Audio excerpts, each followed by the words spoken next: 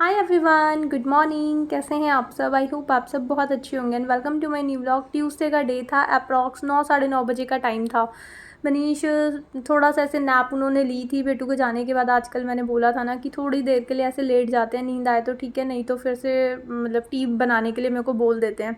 तो लेटे हुए थे, फिर उसके बाद ना उनकी कॉल्स वगैरह भी आनी स्टार्ट हो जाती है और मतलब मॉर्निंग में थोड़ा टी वगैरह ले लेते हैं ना, तो साथ साथ मैं और काम करती रहती हूँ। वरना फिर मेरे पास भी ऐसा कुछ होता नहीं है, मैं बेडशीट नहीं झाड़ सकती, रात का बिस्तर फोल्ड नहीं कर सकती, क्योंकि वो स्पेस यूज़ हो रहा होता है। और कुकिंग मेरी आजकल मॉर्निंग में ही हो जाती है। कभी कभार जब जैसे कर्ड पराठा या पुलाव, मतलब राइस या पोहा, इस टाइप की अगर बेटू चीज़ें लेकर जाती है तो बाद में मेरे को कुकिंग करनी होती है। नहीं तो मेरा कुकिंग का भी जो काम होता है वो पहले ही हो जाता है। तो यहाँ पे मैंने टी बना ली थी और जो बचा हुआ मिल्क का पैकेट था वो मैंने इस तरह से ये फूड क्लिप लगा करके सील कर दिया था। और जो हमारे जो हम ऑनलाइन ऑर्डर करते हैं फूड कंटेनर्स होते हैं ना, ये देखो पहले भी मैंने इसमें एक क्लिप लगा करके रखा हुआ है, तो ये वाला पैकेट भी मैंने क्लिप लगा करके रख दिया था। इसमें एक ही पैकेट आ पा रहा था तो इसलिए मैंने बड़ा वाला पैकेट रख दिया था, और दूसरा जो छाछ का पैकेट था वो मैंने साइड में निकाल दिया था, क्योंकि उसकी क्वांटिटी जो थी वो काफ़ी कम थी। और जो पूरा 1 लीटर वाला पैकेट था, अगर मैं उसको ऐसी क्लिप लगा के भी रखती ना तो वो थोड़ा लीक वगैरह होता रहता। और वैसे भी थोड़ा स्पिल भी हो जाए तो ऐसी कोई दिक्कत नहीं है, मतलब फ्रिज मेरा ख़राब नहीं होगा। इस कंटेनर में डाल दूँगी ना तो इसी कंटेनर में ही वो थोड़ा सा मतलब निकलेगा, और मतलब थोड़ी सिक्योरिटी हो जाती है।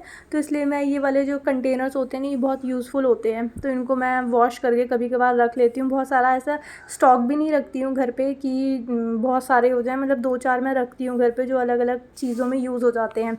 स्पेशली इनकी लिड्स बहुत सारी चीज़ों में मैं यूज़ कर लेती हूँ। और उसके बाद फिर यहाँ पे मैं आ गई थी बाहर क्लॉथ्स वगैरह उतारने के लिए, जो कि मैंने कल वॉश करे थे। स्पेस नहीं रहता इसलिए मेरे को रात को आजकल बाहर छोड़ने होते हैं। और वैसे भी इस बार का जो स्लॉट था ना, काफ़ी ज़्यादा हो गए थे कपड़े, दो दो स्लॉट में वॉश हुए थे। बेडशीट वगैरह थी पूरी, एक जो एरिया होता है मतलब एक रस्सी है वो पूरी तो बेडशीट ही ले लेती है, और बाकी सारे जो छोटे मोटे कपड़े होते हैं फिर उनके लिए स्पेस नहीं बच पाता। और वैसे भी थोड़ा सा शेयरिंग में ना वैसे भी थोड़ा सा स्पेस मिलता नहीं है, तो इसलिए मैं आजकल रात को वॉश करके मतलब दिन में वॉश कर देती हूँ। दिन में स्पेस नहीं मेरे को काफ़ी बार मिलता, मोस्टली मिलता ही नहीं है, तो फिर इसलिए रात को जब खाली हो जाता है ना स्पेस, तो तब जा कर के मैं रात को ही हैंग कर देती हूँ। तो मॉर्निंग तक हल्की फुल्की धूप भी लग चुकी होती है, जो कि बहुत ज़रूरी होती है कपड़ों में लगनी, और थोड़ा सा सूख भी चुके होते हैं कपड़े। और उसके बाद फिर साथ के साथ मैं कपड़े उतार करके ले आई थी और मैंने फ़ोल्ड कर दिए थे। जो एकदम थोड़े धूप से गरम गरम कपड़े लेकर आऊँ ना, तो उनकी तय जो होती है वो बहुत अच्छे से लग जाती है, मतलब वो अनप्रेस्ड से नहीं लगते, थोड़े से अच्छे से हो जाते हैं सेट। और उसके बाद जो ये बेडशीट वगैरह मैं फ़ोल्ड करती हूँ, इसी के अंदर इसके पिलो कवर्स मैं डाल देती हूँ, ताकि जब भी मैं बिछाने के लिए बेडशीट वगैरह ढूंढूँ तो उसके जो पिलो कवर्स होते हैं ना वो इधर उधर ना रुल रहे हों, मतलब एक ही जगह पे मेरे को मिल जाएँ। तो इसी के अंदर मैं फ़ोल्ड करके डाल देती हूँ, ताकि दोनों साथ में मेरे को मिलें। जो ड्रेसेस वगैरह भी होती हैं मेरी, जैसे टॉप और जो लोवर्स वगैरह होते हैं या जेगिंग्स वगैरह होती हैं, वो तो हर किसी के साथ मतलब अलग अलग हम पेयर अप करते हैं। बट जो सूट्स वगैरह होते हैं या फिर जो कुर्ती सेट वगैरह होते हैं, उनको भी मैं इसी तरह से फ़ोल्ड करती हूँ कि सूट के अंदर ही उसका प्लाज़ो फ़ोल्ड कर देती हूँ, ताकि दोनों पेयर जो है ना मतलब साथ में मैचिंग में पहनने वाले, वो मेरे को ऑलवेज़ साथ में मिलें। और उसके बाद मॉर्निंग में आज मैंने भाजी बनाई थी, जो वेजिटेबल से बनाते हैं। और साथ में मैं जब मनीष बेटू को स्कूल छोड़ करके आए थे ना, तो पाव लेकर के आए थे, मिल्क भी लेकर आए थे, छाछ, और साथ में मैंने पाव का पैकेट मंगवाया था। बेटू को तो मैंने जस्ट पराठे के साथ दे दी थी, क्योंकि पाव का जो पैकेट था वो बाद में ही लेकर के आए थे, और थोड़ा प्लान भी मेरा थोड़ा सा लेट टाइम पे बना था। वेजिटेबल्स थी तो मैंने बना दिया था, और मतलब पहले से प्रिपरेशन नहीं करके रखी थी, तो इसलिए पाव नहीं थे तो अभी अभी लेकर के आए थे। सब्ज़ी मैंने बना दी थी, और पाव यहाँ पे मैं सेक रही थी मनीष के लिए। और मतलब मनीष को इतना ज़्यादा पसंद तो नहीं आता ये सब चीज़ें, उनको सब्ज़ी अच्छी लगती है रोटी के साथ, बट आज उन्होंने बोला चलो मैं भी पाव खा लेता हूँ, तो इसलिए एक ही पैकेट मंगवाया था। तो यहाँ पे मैं उनके लिए बटर लगा कर के पाव वगैरह सेक रही थी। जो बटर था वो होममेड बटर था, जो घर पे मैंने मलाई वगैरह से बनाया था। फुल क्रीम मिल्क कभी कभार आ जाता है ना, वैसे तो मैं टोन मिल्क ही लेती हूँ, क्योंकि मतलब पीने में थोड़ा सा लाइट होता है और ठीक लगता है मेरे को, क्योंकि मेरे को ये मलाई वगैरह निकाल करके ये बटर वटर मैं नहीं बनाती हूँ अभी, तो इसलिए फिर मैं टोन्ड ही ले लेती हूँ। बट समटाइम्स मिलता नहीं है ना, ख़त्म हो जाता है, तो उस टाइम पे फिर टोन वगैरह वो फुल क्रीम आ जाता है, और जब फुल क्रीम आता है तो उसकी मलाई वगैरह काफ़ी हो जाती है, तो फिर मैं उसका बटर बना देती हूँ। और यहाँ पे पाव मैंने अच्छे से सेक दिए थे, और ये थी साथ में भाजी। तो आज मॉर्निंग में हमने खाई थी पाव भाजी। इसके साथ थोड़ा सा लेमन स्क्वीज़ करके और थोड़ा सा सैलेड कट करके, खीरा और अनियंस वगैरह कट करके खाने में जो टेस्ट आता है ना, मतलब वो डबल आता है। बट मनीष को मॉर्निंग में नहीं चाहिए था अनियंस वगैरह, वो बोलते हैं ऑफिस जा रहा हूँ, फिर वही अनियन से थोड़ी स्मेल वगैरह की प्रॉब्लम हो जाती है ना, तो मॉर्निंग में उनको नहीं चाहिए था ये सब। और लेमन वगैरह उनको ज़्यादा पसंद नहीं है, मतलब ज़्यादा खट्टापन सब्जी में या फिर किसी भी चीज़ में उनको ज़्यादा खट्टी चीज़ पसंद नहीं है। जैसे सैलेड्स वगैरह में भी उनको ज़्यादा नींबू अगर मैं स्क्वीज़ कर दूँ तो अच्छा नहीं लगता। और उसके बाद आ गया था मेरा कोरियर, जो कि बहुत दिनों से मैं वेट करी थी। आई थिंक 5-6 डेज़ आने में लग गए थे। मैं काफ़ी दिनों से वेट कर रही थी। जो मैंने बॉटल्स बना करके रखी थी ना अपनी, तो उसी के लिए यूज़ के लिए मैंने ये मंगवाया था। ये थी ऑयल डिस्पेंसर जो मैं बनाने वाली थी, उसकी नोज़ल्स थी, जो कि 2-3 टाइप में अवेलेबल थी। कुछ थी विद लिड, मतलब जो इसकी कैप है, कुछ विदाउट कैप भी अवेलेबल थी, और कुछ प्लास्टिक मटेरियल में भी अवेलेबल थी। तो मैंने स्टेनलेस स्टील वाली कैप वाली मंगवाई थी, क्योंकि ऐसे ओपन रहेगी तो उसमें कुछ भी मच्छर वगैरह या कोई भी इंसेक्ट जा सकता है, तो इसलिए मैंने कैप वाली मंगवाई थी। तो मेरे को ये 3 का पेयर मैंने ऑर्डर करा था। वैसे अमेज़ॉन वगैरह पे मैंने चेक करा था, तो 3 के पेयर के साथ ना जो स्ट्रॉ क्लीन करने के लिए बहुत छोटे वाले पतले वाले वो आते हैं ना ब्रश, वो भी थे उनके साथ। बट वो थोड़े से 100 रुपीज़ महंगे पड़ रहे थे, तो मेरे को था कि यार लोकल स्टोर से मैं जा कर के वही चीज़ 50 रुपीज़ में ले लूँगी। तो मैंने वो वाला फिर ऑर्डर प्लेस नहीं करा था, मैंने फ़्लिपकार्ट से ऑर्डर करा था ये 3 का सेट। और ये मैंने अपने जो प्लास्टिक बॉटल थी उसको आज मैं डिस्कार्ड करने वाली थी, और मैंने जो भी उसका ऑयल था वो मैंने इस बॉटल के अंदर ट्रांसफ़र कर लिया था। और ये वाली जो इसके नोज़ल्स थे, स्टील नोज़ल्स, इनको मैंने अच्छे से वॉश करके ड्राई कर लिया था। पहले मैं लेकर के आई थी ना, बाद में मुझे याद आया कि नहीं अभी इसको वॉश करना है, तो मैंने इसको वॉश कर दिया था। और देखो मैं इसके अंदर से ट्रांसफ़र भी करके दिखा रही हूँ आपको। तो काफ़ी अच्छी लगी ये जो नोज़ल्स है ना, ऑलमोस्ट सभी टाइप की बॉटल्स पे, जो नैरो जिसकी नेक होती है, तो ऑलमोस्ट सारी टाइप की बॉटल पे ये यूज़ हम कर सकते हैं। अच्छे से फ़िट हो जाती है, कोई लीकेज वगैरह अभी नहीं हुई थी। बाकी जब हम चीज़ों को यूज़ करते हैं तो तब हमें पता चलता है कि उनमें क्या प्रॉब्लम आ रही है। बट अभी तो मुझे बहुत अच्छी लगी थी और मैं बहुत हैप्पी हो गई थी, क्योंकि बॉटल्स जो थी वो मेरी फ्री ऑफ कॉस्ट आई थी। उसका मेरे को कोई भी अमाउंट मतलब पे नहीं करना पड़ा था। और वैसे भी अगर मैं ऑनलाइन बॉटल्स भी मिलती हैं, ग्लास बॉटल्स, बट उसको ना हमको पे करना होता है। और ग्लास का ये होता है कि बहुत जल्दी टूट भी जाता है। तो अभी ये वाला ऑप्शन जो था ना, मतलब जो लिकर्स वाली बॉटल्स होती हैं, तो इनको ना फ्रिक्वेंटली हम चेंज कर सकते हैं। और ये बहुत इजीली जो स्क्रैप वाले होते हैं उनके पास अवेलेबल होते हैं, या आसपास नेबर्स वगैरह से भी मिल जाती हैं। तो ये 2 टाइप की बॉटल थी। अभी फ़िलहाल मैं कुकिंग में एक ही ऑयल यूज़ करती हूँ, तो मेरे पास मतलब एक ही ऑयल था, तो मैंने एक ऑयल ट्रांसफ़र कर दिया था उसमें। और दूसरे में देखती हूँ क्या यूज़ निकालते हैं उसका, क्योंकि कुकिंग में मैं दूसरा ऑयल यूज़ करती नहीं हूँ। और उसके बाद फिर आज मैं टॉप के जो बर्नर्स होते हैं ना, इनको वॉश करने वाली थी, क्लीन करने वाली थी। इनका कलर इतना ज़्यादा मतलब ख़राब हो गया था। ये ब्रास के होते हैं, और इनका जो कलर होता है वो गोल्डन गोल्डन सा होता है, और ये बिल्कुल ब्लैक से ग्रे ग्रे से हुए पड़े थे। तो मेरे को आज इनको क्लीन करना था अच्छे से, क्योंकि जब हम क्लीनिंग करने लगते हैं ना चीज़ों की, तो छोटी छोटी चीज़ों में भी ना हमें दिखता है कि नहीं ये क्लीन नहीं है।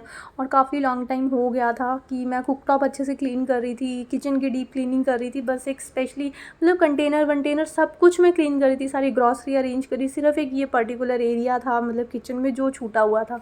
तो मैंने कहा चलो आज इसका भी नंबर लगाते हैं। तो मैंने इसके ऊपर पीताम्बरी थोड़ा सा ब्रश को वेट करके उसके ऊपर पूरी पीताम्बरी स्प्रिंकल कर दी थी। पीताम्बरी को ना हम स्टील पे, आयरन पे, और जो भी ये ब्रास वगैरह के जो बर्तन होते हैं ना, उन पे हम अच्छे से यूज़ कर सकते हैं। और कितनी भी पुराना मतलब कितना भी ख़राब हो चुका हो, पीतल वगैरह पे, उस पे जो क्या बोलते हैं उसको, जिसमें हम पानी भी रख के पीते हैं, तांबा, कॉपर, उसमें भी उसको भी बहुत अच्छे से ये क्लीन कर देता है। स्पेशली मैंने ये मंदिर के और ये जो कॉपर बॉटल्स वगैरह होती हैं ना, यही सब क्लीन करने के लिए लिया था। बट इसमें स्टील को भी इस पे लिखा हुआ होता है कि इसको हम स्टील में भी बहुत अच्छे से यूज़ कर सकते हैं, स्टील को भी ये बहुत अच्छे से क्लीन कर देता है।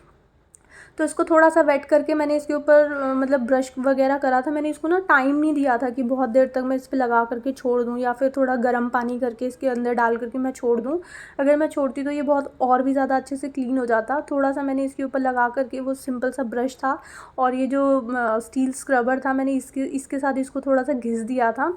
और उसके बाद मेरे पास लेमन पड़ा हुआ था। लेमन को भी हम यूज़ करते हैं इस तरह की चीज़ों को क्लीन करने में। और ये आप देख सकते हो ये सारे मेरे टूल्स थे और ये कितने ज़्यादा इसके अंदर से गंदगी निकली हुई थी। और मतलब वही होता है कि हम चीज़ों को रेगुलर क्लीन करते रहते हैं ना, तो उसमें बहुत ज़्यादा मेहनत नहीं लगती है। बट इसको मैंने बहुत ज़्यादा लॉन्ग टाइम से क्लीन नहीं करा था, तो इसको थोड़ा सा मतलब ज़्यादा टाइम भी नहीं दिया था मैंने, बट जितना भी टाइम दिया था तो मैंने इसको अच्छा खासा घिसा था। और काफ़ी देर घिसने के बाद ये रिज़ल्ट आया था। अगर मैं इसको थोड़ा और छोड़ देती तो ये बिल्कुल जो बचा हुआ है ना, ये भी अच्छे से क्लीन हो जाता। मैंने इसको लेमन से भी इसको घिसा था अच्छे से, ताकि जो भी इसके ऊपर गंदगी वगैरह है वो निकल जाए। वैसे तो हम कॉपर बॉटल्स को भी लेमन वगैरह से क्लीन करते हैं और अच्छे से क्लीन हो गया था ये भी, मतलब हो गया था 70-80% क्लीन हो गया था। उसके बाद मैंने बर्नर्स को ऑन करके देखा था कि अच्छे से चल रहा है या नहीं चल रहा, क्योंकि ये सब चीज़ों में ना थोड़ा सा मुझे इलेक्ट्रिसिटी और ये फायर वायर इन सब चीज़ों से डर लगता है, तो इसलिए ना थोड़ा सा डिले हो जाता है ये वाले काम। इसलिए मेरा लास्ट वीडियो में देखा था स्विच बोर्ड भी बहुत गंदा हो रहा था। और ये वाले जो बर्नर्स थे ना, इसमें इसके ऊपर भी काफ़ी मतलब ये गंदे नहीं होते हैं, ये वैसे तो विम जेल वगैरह से क्लीन होते रहते हैं, बट इनका कलर ख़राब हो जाता है। इसको पीताम्बरी से क्लीन करने में ये एक्चुअल कलर में अपने आते हैं, तो वैसे गंदे नहीं होते हैं, बट इनका कलर चेंज हो जाता है।